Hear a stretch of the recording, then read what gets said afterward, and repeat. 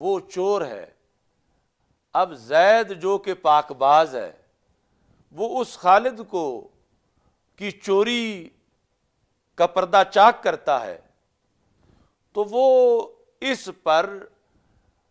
اگلا الزام بکر والا لگا دیتا ہے، صرف اس واسطے کہ یہ میری طرف نہ آئے اور میں ننگا نہ ہوں۔ اس بنیاد پر یہ روش رہی ہمیشہ سے کہ جب بھی سنی نے رافضی کا رد کیا تو رافضی نے سنی کو بدلہ لینے کے لیے نسبی کہا۔ یعنی ایک تو ہے ویسے جس میں نسبیت ہے، اور وہ کیا چیز ہے؟ بغض علی رضی اللہ تعالیٰ عنہ اور حضرت امیر معاویہ رضی اللہ تعالیٰ عنہ کی ناجائز محبت۔ جائز محبت تو صحابی کی ہے، حضرت امیر معاویہ رضی اللہ تعالیٰ عنہ کی جائز محبت تو جنت ہے، لیکن ناجائز محبت جس طرح وہاں مولا علی رضی اللہ تعالیٰ عنہ کی ایک محبت جائز ہے اور ایک ناجائز ہے، ایسے امیر معاویہ رضی اللہ تعالیٰ عنہ کی ایک محبت جائز ہے اور ایک ناجائز ہے۔ ناجائز کیا ہے؟ کہ کوئی آپ کو حضرت مولا علی رضی اللہ تعالیٰ عنہ پر ترجیح دے، چوتھے نمبر پہ مولا علی رضی اللہ تعالیٰ عنہ ہے، کوئی حضرت امیر معاویہ کو چوتھے نمبر پہ رکھے، یا حضرت علی کو بھی رکھے انہیں بھی رکھے برابر کرے، یا ان کو ان پہ مقدم کرے مولا علی رضی اللہ تعالیٰ عنہ پر، تو اب وہ محبت امیر معاویہ رضی اللہ تعالیٰ عنہ کی ناجائز ہو جائے گی۔ تو وہ یعنی ناسبیت ہے جہاں واقعی ناسبیت پائی گئی ہے، لیکن ایک یہ ہے کہ کوئی سنی کو ناسبی کہے، اور یہ تاریخ میں ہمیشہ میرے پاس اس کے اتنے حوالے ہیں اپنے بزرگوں کے لحاظ سے، چونکہ ہم بزرگوں کے نقش قدم پر ہیں، تو جو جو بزرگوں کو کہا گیا اگر ہم پورے نقش قدم پر ہیں تو ہمیں بھی کہا جائے گا۔ تو فتاوی رضویہ شریف میں یعنی ہم تو بزرگوں کے ساتھ ہمارا کوئی تقابل نہیں، جب ان کو یہ گالی مل گئی تو ہمیں اس کی پرواہ کیا ہے کہ ہمارا تقدس ان سے زیادہ ہے، یا ہم گھبرا جائیں گے اس سے کہ اتنا بڑا ہم پہ الزام لگ رہا ہے۔ اب یہ دیکھو، اعلی حضرت فاضل بریلوی رحمۃ اللہ علیہ نے جلد نمبر 15 میں فتاوی رضویہ شریف میں یہ ارشاد فرمایا، کتنی پلکوں سے نمی مانگ کے لائی ہوگی، پیاس تب پھول کی سنی نے بجھائی ہوگی۔ یہ کتاب السیر میں تفضیلیوں کے بارے میں پوچھا گیا، تفضیلیہ گمراہ ہیں اور علماء کی توہین راہ جہنم ہے، کیونکہ سوال میں یہ ہے کہ سنی عالم کو کوئی بندہ اس نے تفضیلیوں کا رد کیا ہے تو تفضیلی وہ سنی عالم کے خلاف بول رہے ہیں اور اس کو خارجی کہتے ہیں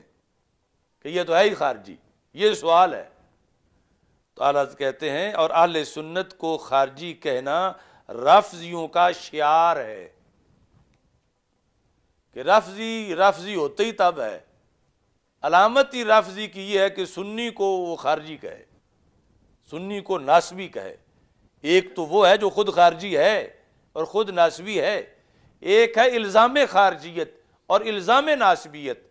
تو ایک ہے چھپا ہوا رافضی اور ایک ہے کہ جس کے رافضی ہونے پر نشانی اور علامت بھی ہو۔ تو کہا کہ جو رافضی سنی کو خارجی کہتا ہے یہ سمجھ لو کہ اس میں شعار پایا گیا رافضی ہونے کا، یعنی رافضی پورا رافضی چوٹی کا بنتا ہی تب ہے جب کسی سچے سنی کو خارجی کہے، ورنہ اس کو ڈگری نہیں ملتی۔ تو یہ اعلیٰ حضرت نے جواب میں کہا کہ کوئی بات نہیں، سنی عالم کو وہ تفضیلی جو ہے وہ رافضی کہہ رہا ہے، تو اب مطلب یہ کہ تفضیلی کو کی پروموشن ہو رہی ہے رافضیت کی طرف، اور اب وہ اعلانیہ رافضی بن رہا ہے، اور یہ سنی کو گھبرانا نہیں چاہیے کیونکہ اس کے کہنے سے تو یہ بنتا نہیں ہے، تو یہ اپنے عقیدے پر قائم رہے، اور اس نے جو اس کو خارجی کہا تو اس خارجی کہنے کی کوئی حیثیت نہیں ہے۔ مجدد الفسانی رحمۃ اللہ علیہ نے، میں نے پیچھے جا کے دیکھا کہ کیا پہلے بھی کسی کو کہا گیا اللہ حضرت سے پہلے بھی، تو مجدد صاحب بھی بولے ہاں میرے زمانے میں بھی ایسا ہوا۔ یہ جلد نمبر 2 ہے، جلد نمبر 2 ہے۔ آج افسوس کہ کتنے مجددی کہلانے والے آج منکار زیر پر بیٹھے ہیں، صرف نام مجددی اور پیغام سارا مجدد صاحب کا بھولے ہوئے ہیں،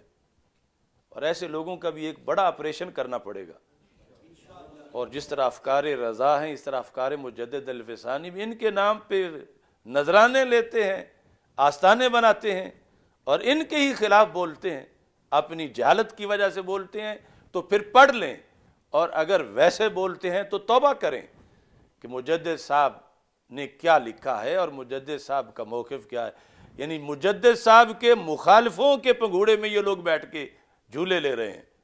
مجدد صاحب کہتے ہیں فرق بیان کرتے ہوئے کہ رافضی کون ہے، ناسبی کون ہے، سنی کون ہے۔ رافضی سنی اور ناسبی خارجی، اس کو بیان کرتے ہوئے مجدد صاحب نے اس چیز کو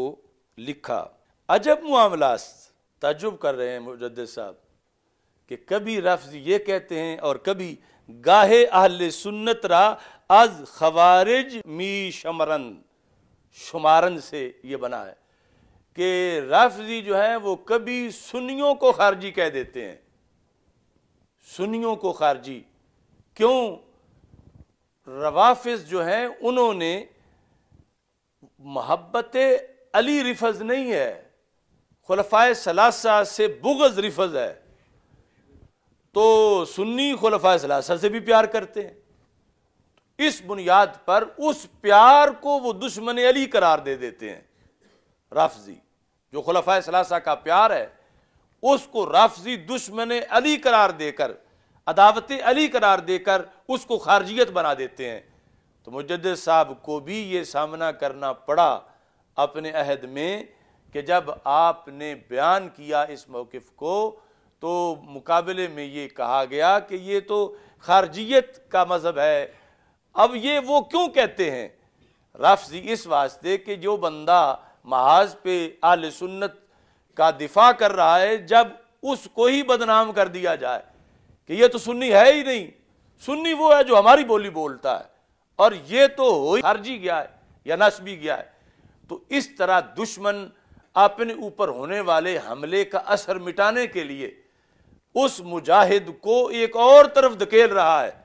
تو مجدد صاحب کے زمانے میں بھی مجدد صاحب نے جب رافضیت کا رد کیا اور بھرپور کیا، بلکہ ایک رسالہ مکمل تھا اس کے لحاظ سے، اور یہ جو بار بار یہاں ہے روافض کے رد میں وہ رسالہ اور یہ بہت سے مکتوبات، تو آپ کو یہ سامنا کرنا پڑا۔ چلو یہ فاروقی ہیں مجدد الفسانی، اور اعلی حضرت کی عظمت بڑی ہے سید، یہ بھی نہیں، مگر آج تو بات کے لیے تقاضا ہو رہا ہے کہ سید کوئی بولے، تو یہ ایک بہت بڑے سید اب بولنے لگے ہیں۔ یعنی سنی جو اہل سنت کا تحفظ کر رہا ہو اس کو خارجیت اور ناسبیت کا تانا ملے، اس کے گواہ 11ویں والے پیر بھی ہیں، حضرت غوث اعظم رضی اللہ تعالیٰ عنہ۔ یہ سبز رنگ کی کتاب اصول الدین غوث پاک کی رضی اللہ تعالیٰ عنہ کی، اس کے اندر ابھی اس سے آگے کے بھی حوالے ہیں، ان کے سن وصال سے کئی صدیاں پہلے بھی یہ ستم ہوتا رہا۔ آپ فرماتے ہیں اہل سنت کا تعارف کروا رہے ہیں، یہ باب ہی ہے۔ اہل سنت نظر آیا؟ آج ہمیں ایسے ملے ہوئے ہیں جو کہتے ہیں جو لکڑ ہضم پتھر ہضم سب ایک جیسے ہیں، یہ مولویوں نے بنایا ہوا ہے۔ تو یہ چھوٹے مولوی ہیں، اصل مولانا عبد القادر جیلانی جو پیران پیر ہیں اور پیر دستگیر ہیں اور غوث اعظم ہیں۔ اب آج کے کئی جو ہیں انہوں نے اپنی تندوری چلانے کے لیے ان کو بھی تعارف ہی ایسا کروایا ہوا ہے، کہتے ہیں اما الفرقۃ الناجیۃ فہی السنۃ والجماعۃ، نجات والا فرقہ یعنی عقیدے کی بنیاد پر قیامت کے دن پاس ہونا ہے تو غوث پاک کہتے ہیں پھر سنی بن کے رہو۔ اب آج جو داتا صاحب اور گامے شاہ کو ملا رہے ہیں، اور وہ ایک جو سفید ریچھ ہے، اس کا دعویٰ یہ ہے کہ حالانکہ اس کے نسب پر خود اس کے گھر والوں کو اعتراض ہے، اور وہ اپنے آپ کو اولاد غوث اعظم کہتا ہے، دعویٰ کر کے سواریاں گامے شاہ جا کے اتارتا ہے اور ایران سے کرایہ وصول کرتا ہے۔ یہاں پر غوث اعظم کیا فرماتے ہیں؟ آپ فرماتے ہیں اما الفرقۃ الناجیہ فہی السنہ والجماعہ۔ اتنی وضاحتیں ہیں کہ اب یہاں ٹائم نہیں، میں آپ کو بتاتا کہ یہ انہوں نے پورا باب خلافت معاویہ کا لکھا ہوا ہے رضی اللہ تعالیٰ،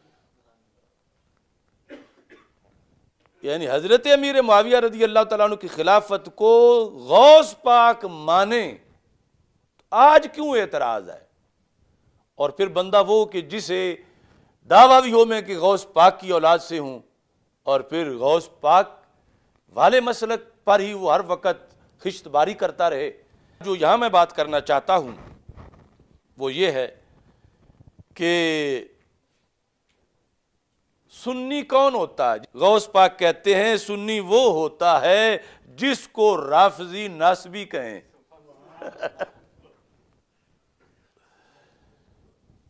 سنی وہ ہوتا ہے، لفظ کیا ہے؟ وَتُسَمِّيهَا الرَّافِدَةُ النَّاسِبِيَّةُ، تسمیہا ہا کا ہے ناجیہ فرقہ، وَتُسَمِّيهَا الرَّافِدَةُ فاعل ہے کہ رافضی جو ہیں وہ سنی کو ناسبی کہتے ہیں۔